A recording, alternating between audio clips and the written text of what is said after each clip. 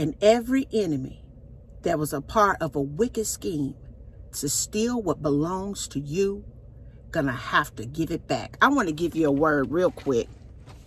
Deuteronomy 28. I want to take you over to Deuteronomy 28. We're going to land here at about verse 1. I'm going to read from my Bible, my study Bible here, that states that if you fully obey the Lord your God and carefully follow all his commandments I give you today, the Lord your God will set you high above all the nations on earth. All these blessings will come upon you and accompany you if you obey the Lord your God. You will be blessed in the city and blessed in the country. The fruit of your womb will be blessed, and the crops of your land and the young of your livestock, the calves of your herds and the lambs of your flocks. Your basket and your kneading trough will be blessed. You will be blessed when you come in and blessed when you go out. The Lord will grant the enemies to rise up against you. You will be, they will be defeated before you. They will come at you from one direction, but flee from you in 7. The Lord will send a blessing on your barns and on everything you put your hands to. The Lord your God will bless you in the land he is giving you. The Lord will establish you as his holy people, as he promised you on oath. If you keep the commandments of the Lord your God and walk in his ways, then all the peoples on the earth will see that you are called by the name of the Lord, and they will fear you. The Lord will grant you abundant prosperity in the fruit of your womb, the young of your livestock, and the crops of your ground in the land he swore to your forefathers to give to you. The Lord will open up the heavens, come on somebody, the storehouse of his bounty, to send rain on your land in season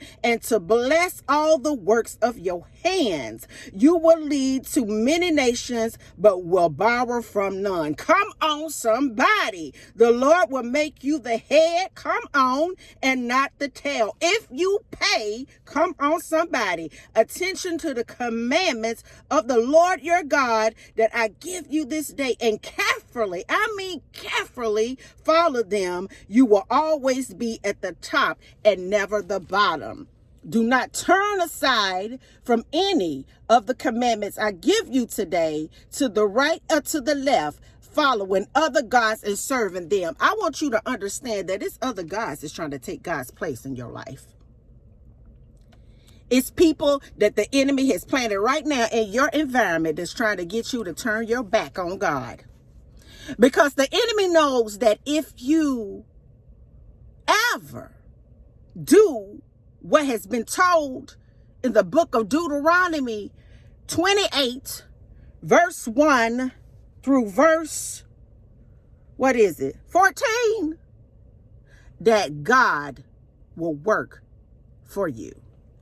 I want to encourage you to get your hands in the right situation.